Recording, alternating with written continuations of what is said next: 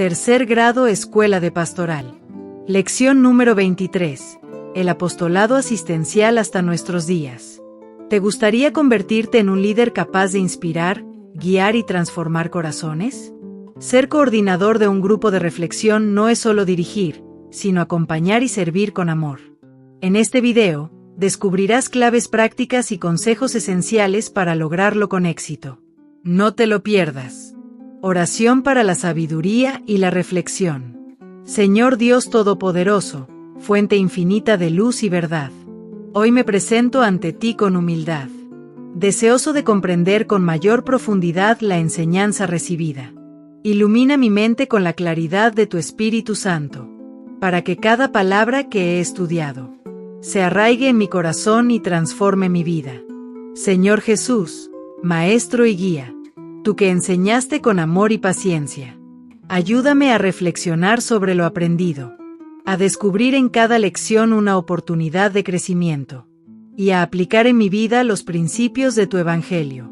Dame discernimiento para actuar con sabiduría, y la valentía para poner en práctica lo que me enseñas. Espíritu Santo, luz que guía y fortalece, abre mi entendimiento para captar la verdad. Dame humildad para reconocer lo que debo cambiar, y generosidad para compartir con otros lo que he recibido. Padre Celestial, en gratitud me postro ante ti. Gracias por la oportunidad de crecer en conocimiento y fe, por darme maestros y guías en este camino, y por llamarme a servir con amor y dedicación. Que cada día busque aprender más de ti, y que todo lo que haga sea para tu gloria. Amén. Persona con palmas de mano unidas destellos. Construir un mundo donde todo hombre pueda vivir. Paulo VI. A partir de la Edad Media, comienza en la Iglesia una tendencia en materia de apostolado asistencial a realizarlo ya no de manera individual, sino de forma comunitaria. Es decir, empieza la aparición de comunidades religiosas cuyo propósito es atender a las necesidades espirituales y corporales de sus hermanos, y en general, de los demás hombres, mediante un enfoque organizado, sistemático y comunitario. Con todo, nunca dejaron de existir, hasta hoy, hombres y mujeres que, individualmente, se dedicaron al apostolado asistencial y que así encontraron su propia santificación. Entre estos, lógicamente, por tener mayores posibilidades económicas, podemos contemplar como destacados a reyes y reinas que se distinguieron además por la práctica de virtudes heroicas y merecieron ser contados entre la lista de los santos canonizados, tales como Santa Isabel de Hungría, Santa Isabel de Portugal, Santa Brígida de Suecia, Santa Elena, San Esteban de Hungría, San Ladislao, San Luis, rey de Francia, San Venceslao, San Vilfrido. Entre los santos que perseveraron en la asistencia a los necesitados encontramos a Santa Genoveva, patrona de París, quien infundió entre sus conciudadanos la confianza en la oración y en la divina providencia, habiéndose salvado la ciudad de la destrucción bárbara. Santa Juana de Arco, enviada de Dios para salvar a Francia de la herejía anglicana, llegando, por eso, hasta el martirio. Santa Catalina de Siena, doctora de la Iglesia, que actuó al lado del Papa Gregorio XI hasta conseguir que éste volviera de Aviñón a Roma para poner fin al cisma en el que gobernaban a la Iglesia un papa y un antipapa. San Guido, quien se ocupó de atender a los pobres y artesanos, realizando empresas de negocio con el único objeto de tener dinero para solventar la indigencia de los demás. San Roque, que dedicó su vida a atender enfermos de peste que eran abandonados a la muerte por temor a contagiarse. San Isidro Labrador, que hizo del apostolado asistencial la norma de su vida. Si los reyes supieron convertirse en buenos administradores, dedicando bienes y autoridad al bien de sus súbditos, también hombres y mujeres ordinarios supieron encontrar el camino de la perfección, hasta alcanzar la santidad, ayudando a sus hermanos en sus necesidades físicas, morales y espirituales. Pero, evidentemente, donde el apostolado asistencial alcanza su mayor eficacia es cuando se realiza en grupo, en equipo. De ahí que al encontrarse varios individuos con un ideal semejante, se asocien y logren sublimar sus propósitos individuales. Además, hay empresas que requieren el esfuerzo aunado de un grupo para hacerse realizables. Con el paso de los siglos, dentro de la Iglesia se fueron fundando, primero las órdenes y después las congregaciones religiosas.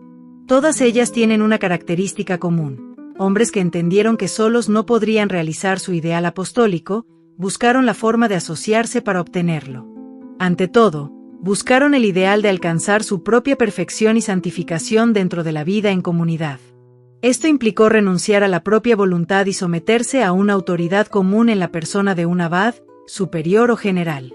Todos ellos han servido para designar a aquel en quien la comunidad deposita la autoridad, con el completo sometimiento de cada una y todas las voluntades de los miembros de esa asociación apostólica y salvífica. Con el objetivo de alcanzar la perfección cristiana en una colaboración común y mutua, buscan asemejarse más y más a su Salvador, practicando los consejos evangélicos de pobreza, castidad y obediencia, de los que hacen profesión de votos. Bien se puede imaginar que el apostolado asistencial, basado en todos estos coadyuvantes, alcanza un empuje y efectividad inigualables, además de la divina gracia que opera en cada uno de los miembros de la congregación. Para lograr sus objetivos, estos apóstoles de la misión asistencial de Cristo se instruyen, se organizan, deliberan y examinan experiencias en busca de nuevos métodos que permitan la corrección de errores, la evasión de peligros y el alcance de sistemas cada vez más perfectos que permitan lograr mayores resultados en sus empresas. No es de extrañar, entonces, que de este modo las órdenes y congregaciones religiosas de tipo asistencial enriquezcan a la Iglesia, cada vez más, con una efectividad inigualable.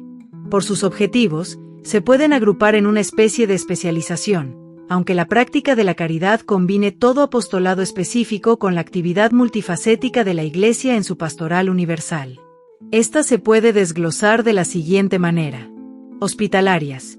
Son las que primordialmente se ocupan de asistir a los enfermos, remediando simultáneamente sus dolencias corporales, morales y espirituales. Para indigentes. Las que ante todo buscan remediar el hambre y la desnudez de los pobres, siempre procurando el bien en todos sus aspectos. Liberadoras, que, en el pasado, se ocuparon de conseguir la liberación de los esclavos, particularmente aquellos cautivados por piratas musulmanes de África del Norte. Docentes, se encargan de la instrucción de jóvenes y adultos, especialmente obreros y campesinos que carecen de educación. Dentro de esta actividad se incluye la enseñanza de artes y oficios, cuyo aprendizaje muchas veces determina un cambio de rumbo en la vida del beneficiado, que así contempla nuevos horizontes antes negados por la falta de oportunidades. Militares, que en el pasado se dedicaron a defender a los cristianos, sobre todo peregrinos indefensos que viajaban por caminos inseguros infestados de ladrones. Las famosas peregrinaciones de la Edad Media a Santiago de Compostela y al Santo Sepulcro del Señor en Jerusalén contaron con la asistencia de este tipo de apostolado asistencial, cuyos practicantes, en muchos casos, sufrieron peligros, heridas y hasta la muerte en cumplimiento de su misión. Al hacerse innecesarias estas órdenes, que, como punto de curiosidad, dieron origen a Miguel de Cervantes para escribir su ingenioso hidalgo Don Quijote de la Mancha, sus títulos se convirtieron en honoríficos, que la Iglesia otorga a personas que de manera relevante se ponen a su servicio, aún permaneciendo laicos. Docentes, del latín, docere igual a enseñar. Son las que tienen la misión de enseñar, como objetivo principal, a la niñez y la juventud, aunque expanden su actividad a obreros y campesinos. Incluyen la atención a huérfanos, niños expósitos, abandonados por sus madres, e indigentes. Especialidades. Dentro de esta gama de posibilidades asistenciales, encontramos congregaciones que se especializan en atender casos concretos, asilos para ancianos, entre las hospitalarias, reforma de jóvenes, alcohólicos, drogadictos y mujeres de mala conducta, entre las docentes, etc. Mendicantes, de latín, mendicare igual a pedir limosna. Varias órdenes religiosas tienen la característica de que sus miembros, al renunciar a todos sus bienes, deben subsistir pidiendo limosna, y así cubren sus obras asistenciales de esta manera. El Concilio de Trento delimitó mucho esta práctica. Sin embargo, la dureza de los corazones hace que en la práctica hoy todavía salgan a pedir donativos para sus orfanatos, asilos para ancianos y hospitales, religiosas que no se inmutan por entrar a edificios públicos y oficinas en general, recolectando donativos que sostienen sus instalaciones de asistencia. Otras congregaciones, sin llegar a pedir en público, mantienen sus obras basándose en cooperadores, quienes asumen de por vida la obligación de financiar tales obras, liberando así a quienes las atienden de la preocupación económica y permitiéndoles dedicarse de lleno a la atención de los necesitados a su cargo. Ahora haremos una breve relación de algunas de las órdenes y congregaciones dedicadas al apostolado asistencial. San Juan de Dios fundó la Orden de la Caridad, conocida popularmente en Europa como Hermanos Hospitalarios, la cual fue aprobada después de su muerte en 1581. Santa Juana del Estonac fundó la Orden de Notre Dame, aprobada en 1607, dedicada a la educación de niñas y jovencitas. San Pedro Nolasco, junto con San Raimundo de Peñafort, fundaron hacia 1250 la Orden de Nuestra Señora de la Merced, después de agotar sus propios recursos en el pago del rescate de esclavos cristianos. Los miembros de esta orden se dedicaron a recaudar fondos con tal fin y hoy se ocupan de atender hospitales y en la predicación en misión. San Juan de Mata fundó la Orden de los Trinitarios, dedicada también a la redención de cautivos, aprobada en 1198. San Francisco de Asís fundó los Frailes Menores, cuyas 3 ramas, franciscanos, capuchinos y conventuales, abarcan múltiples actividades asistenciales, desde la predicación hasta la hospitalización, enseñanza y asistencia a los pobres. Santo Domingo de Guzmán, fundador de la Orden de Predicadores, comúnmente conocida como dominicos, con el fin de dedicarse fundamentalmente a la conversión de infieles. Esta orden ha dado a la Iglesia grandes luminarias en teología, como San Vicente Ferrer, San Alberto Magno y Santo Tomás de Aquino, llamado Doctor Angélico por su caridad heroica, autor de obras teológicas que se consideran en la cumbre del conocimiento y que aún hoy iluminan a la Iglesia, siendo las más notables la Suma contra los Gentiles y la Suma Teológica. San Ignacio de Loyola fundó la Compañía de Jesús, congregación que, organizada al modo militar por su fundador, sirvió de baluarte contra la herejía, dedicándose a las misiones en tierra de infieles y a la enseñanza académica. San Vicente de Paúl fundó la Orden de la Congregación de la Misión, dedicada a socorrer a los pobres y enfermos en su rama masculina, integrada por sacerdotes. Santa Luisa de Marillac, asociada con San Vicente de Paúl, laboró en la fundación de la Orden de las Hijas de la Caridad, dedicadas a atender hospitales, colegios y asilos destinados a los pobres y campesinos. También cuenta con una congregación de damas seglares llamadas Vicentinas, dedicadas a toda obra de apostolado asistencial. San Juan Bautista de la Salle fundó en 1693 los Hermanos de las Escuelas Cristianas, dedicados a la enseñanza. Su obra ha sido de tal magnitud que el Papa Pío XII lo declaró patrón de todos los maestros, y aún las autoridades civiles señalan su fiesta, el 15 de mayo, como el Día del Maestro.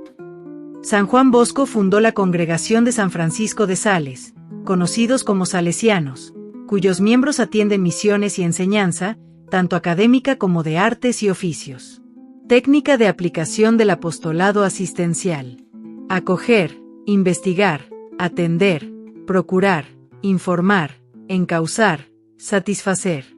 Hemos hecho hasta aquí un largo recorrido, breve y con ánimo de muestreo, dentro de la historia de la Iglesia, para percatarnos que el apostolado asistencial, lejos de ser dentro de la vida cristiana en todas las épocas, una bella teoría, una aspiración sensiblera, siempre fue una realidad, como lo es felizmente hasta el día de hoy, donde encontramos por todas partes, en todos los países a donde el cristianismo ha llegado, el apostolado asistencial llevado a la práctica con tesón, con sistema, sacrificio y abnegación de muchos cristianos, que son pocos en relación con el número total de los que se dicen cristianos. También, desgraciadamente, esto es verdad, pero fue también conocido por Cristo, y advertido a sus discípulos con ánimo de que en ellos se destacaran los cristianos hasta el fin de los tiempos. Sabéis que los jefes de las naciones las gobiernan como señores absolutos, y los grandes las oprimen con su poder. Pero no ha de ser así entre vosotros, sino que el que quiera llegar a ser grande entre vosotros, será vuestro servidor, y el que quiera ser el primero entre vosotros, será vuestro esclavo, de la misma manera que el Hijo del Hombre no ha venido a ser servido, sino a servir y a dar su vida como rescate por muchos. Mateo 20, 25-28. Ahora bien, si esta disposición y buen ánimo para servir a sus hermanos, que debe tener el cristiano, tiene su origen en principios morales y espirituales, al ponerse en práctica entran en juego además de estos otros valores según sea la manera de conseguirlo. A estos, que no son precisamente de esencial principio, sino formas de hacerlo, Les llamamos en conjunto técnica asistencial, la cual, por cierto, no es exclusiva del cristianismo, sino que es compartida por muchas instituciones dedicadas en particular a procurar de manera inteligente, organizada y económica el bien común. Inteligentemente, porque al llegar a la práctica, la inteligencia de regir estas actividades, de manera que sentimientos tales como la compasión, la ternura, el consentimiento, etc., deben dejar de tener efectos que bloqueen, cuanto menos, impidan, la efectividad del apostolado asistencial. La inteligencia, pues, ha de mantenerse libre de tales impedimentos. Esto no quiere decir que acallemos en nuestros corazones las santas motivaciones que nos guían, simplemente debemos evitar su intervención en la medida que se conviertan en impedimentos en lugar de ser estímulos. Organizadamente, para dar a nuestros actos la máxima eficacia, lo cual significa que toda actividad asistencial debe ser debidamente pensada, planeada, aplicada con sistema y estudiada en sus efectos en busca de perfeccionamiento, con la asociación de otros que participen del mismo ideal, en busca de un resultado más fructífero. Económicamente, lo que no necesariamente significa que en ello se busca el mínimo gasto posible, sino que se trata de obtener el máximo rendimiento en todos los valores que van a ponerse en juego: dinero, tiempo, energía, trabajo, personal, etc. Todos estos son valores que en sí contienen elementos capaces de llevar a un éxito más o menos elevado, según sea el grado de aprovechamiento al que se llegue. Labor en equipo. El apostolado asistencial puede llevarse a cabo de dos maneras, en cuanto al número de personas que intervengan en él, individualmente y colectivamente. En la labor individual solo interviene una persona que es el actor, el factor, el realizador. No siempre esta es la mejor manera de realizar este apostolado, pero evidentemente existen situaciones y casos particulares en que conviene que así se realice. Por ejemplo, en el caso de los llamados pobres vergonzantes, que son aquellas personas que sufren intensamente porque los demás se enteren de sus necesidades, tales como las que pertenecen a la nobleza o a los antiguos ricos que han caído hasta la penuria, estos prefieren recibir un auxilio rodeados de discreción. Otro caso es el de las enfermedades llamadas secretas, porque su conocimiento público puede afectar el buen nombre de la víctima, aunque ésta no sea culpable de haberlas contraído. Un tercer caso es la regeneración espiritual y moral del individuo, que casi siempre requiere de una atención callada, paciente, prolongada y silenciosa por parte del apóstol. Pero es evidente que, fuera de estos casos especiales, la labor en equipo, que determina la conjunción de esfuerzos, resulta finalmente más beneficiosa. Desde luego, en la labor en equipo se requiere emplear necesariamente la organización, en cuanto que son varios, acaso muchísimos, los factores en juego, los agentes de beneficencia, y es también más necesaria la economía en todos los sentidos. Una labor en equipo debidamente organizada y economizada evitará el desperdicio de fondos, de material y de hombres hora, alejará las duplicidades de los agentes sobre un mismo caso, que son causa de beneficios viciosos para los auxiliados y de freno e impedimento en la buena marcha del apostolado asistencial. Para que haya orden, con el orden, buenos resultados, el apostolado asistencial en equipo debe contar con una estructura organizativa, que requiere, como en todo donde interviene un grupo de elementos humanos, de una autoridad central que sea, a la vez, elemento de unidad, vigilancia, directriz, análisis, proposición y marcha. Sin la autoridad central, toda organización de grupo marchará a la deriva y, forzosamente, terminará en fracaso. Con todo, aquí más que nunca es fácil reconocer a la autoridad como un elemento de servicio, en tanto una persona o grupo de personas detentan la autoridad en la medida en que se encuentran sirviendo a una causa común. Cuando desgraciadamente ocurre que quien manda aprovecha el mando para sí, lleva al fracaso todo el apostolado asistencial. Pero, también es fácil entrever que la falta de sujeción a la autoridad por parte de un miembro del equipo significará una pérdida de cohesión, una pérdida también de organización y de economía. Entre estos dos extremos va caminando el éxito del apostolado asistencial. Esto es lo humano, que el elemento divino, el principal, no está sujeto a leyes humanas, pero, ciertamente, por voluntad de Jesucristo mismo, autor de todo apostolado legítimo, el elemento divino vino a conjugarse con el elemento humano. En todo apostolado asistencial deben darse pasos perfectamente definidos, inalterables e imprescindibles si se quiere llegar a éxitos seguros. Tales pasos consisten en acoger, investigar, atender, procurar, informar, encauzar y satisfacer al necesitado. Vamos a contemplar cada uno de estos pasos pormenorizadamente. Acoger. Este es el primer paso, la primera situación que se da, y consiste en conocer el problema con el espíritu de remediarlo. Esto es, no basta con llegar a su conocimiento, que sucede a diario entre la sociedad humana, sino que tras conocerse debe venir, casi simultáneamente, el deseo, el interés por prestarle remedio. De otro modo, no pasa de ser simple curiosidad, y en el mejor de los casos, de falsa compasión. Investigar. Quien adecuadamente ha acogido un problema, de inmediato se pone en marcha en busca de solución, y este ponerse en marcha es dar el siguiente paso, la investigación. Tiene por objeto enterarse pormenorizadamente del alcance del problema, de las circunstancias que median, del tamaño y gravedad del caso y de un primer cálculo de las fuerzas requeridas para darle solución. Atender. Cuando el apóstol o los apóstoles en la labor asistencial por equipos han valorado el problema, se ponen en acción en busca del remedio adecuado según el caso. En interés de la economía, la atención ha de ser medida para que se apliquen los remedios en la medida, y solo en la medida, que se requiera, evitando el derroche en los valores ya mencionados de energía, materiales, hombres-hora, etc., los cuales serán otorgados en cada caso según se requieran hasta dejar satisfecho el caso. Procurar, es la atención, el atender, llevado a la realidad. Dentro de este capítulo cabe el cuidado que se debe poner en que todo lo planeado, calculado y determinado sea puesto en obra. Muchas empresas fracasaron porque fueron consideradas suficientemente atendidas y se abandonaron pensando que, a manera de una máquina que no falla en sus subsecuentes procesos, el apostolado asistencial, una vez puesto en marcha, tendría que llegar a sus últimos resultados de manera inexorable. No, debe vigilarse el cumplimiento en esta fase que llamamos procuración. Informar. No siempre es necesario que el apóstol o apóstoles trabajando en equipo realicen físicamente la asistencia. Con frecuencia su labor se concreta en informar al afectado sobre la forma en que puede remediarlo. Por ejemplo, si un leproso o un alcohólico acuden a nosotros en busca de remedio para sus males, nos toca darles noticias de que existen leprosarios, donde y cómo pueden ser atendidos, o señalar que hay sociedades de beneficencia para el alcoholismo que seguramente les ayudarán. Informar es, en suma, también un aspecto del apostolado asistencial, en cuanto que el apóstol debe documentarse previamente sobre lo que puede llegar a tener que informar, o llegado el caso, si en el momento mismo no lo sabe, haberse informado para dar respuesta adecuada al necesitado. Encauzar. A veces no basta con informar, lo que tratamos en el párrafo anterior, pues hay circunstancias que hacen imposible que, tras la información, el afectado se aproveche de ella.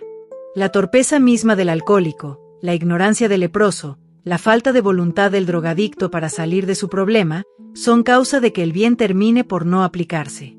Es entonces cuando el apóstol asistencial deberá llegar hasta el encauzamiento, es decir, tendrá que intervenir físicamente para que el remedio sea aplicado, llevando al afectado hasta la institución misma que lo va a atender, y, si necesario fuera, conseguir medios económicos que coadyuven a solucionar el problema.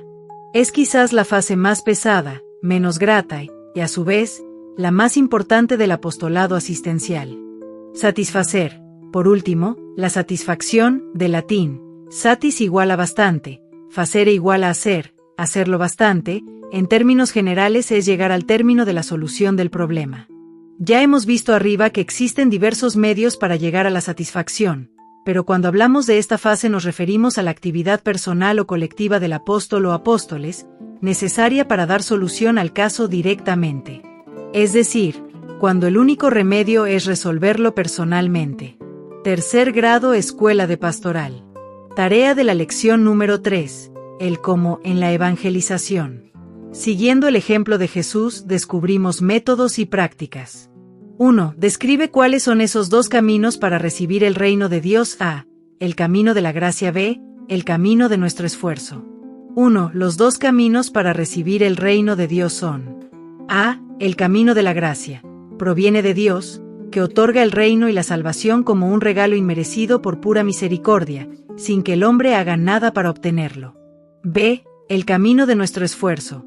Involucra la iniciativa y el empeño del hombre, que busca el reino con dedicación. Sin embargo, Incluso ese esfuerzo es ayudado por la gracia divina. 2. ¿Por qué el reino de Dios sufre tensión? A. En la forma de obtenerlo. B. En los obstáculos que se le oponen. 2. El reino de Dios sufre tensión debido a dos factores.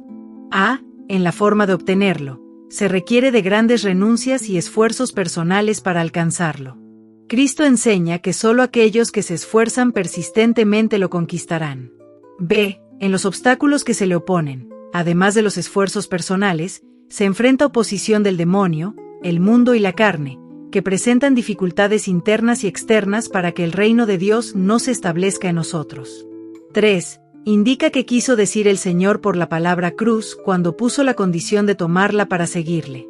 3. Cuando el Señor habló de tomar la cruz para seguirle, se refería a aceptar las renuncias, sacrificios y contradicciones personales necesarias para vivir una vida de perfección cristiana. No se trata de una aceptación pasiva, sino de una adhesión firme a la voluntad de Dios, siguiendo su ejemplo. 4. Expresa en qué consiste la autoridad en la que se basa Cristo para hablar en su predicación. 4. La autoridad en la que se basa Cristo para hablar en su predicación proviene directamente del Padre, quien le envió.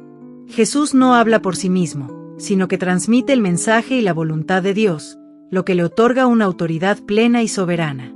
5. ¿Cómo explicas tú que durante su evangelización Cristo no solo usó de signos para hacerlo, sino que él mismo fue el signo en su evangelización? 5. Cristo no solo utilizó signos como milagros y el cumplimiento de profecías durante su evangelización, sino que él mismo fue el signo en su evangelización. Su vida, obras y palabras manifestaron de manera visible la presencia de Dios y la realización del reino. Cristo es el signo supremo de la salvación, ya que en él se cumplió la promesa de Dios y fue el testimonio viviente de la gracia divina.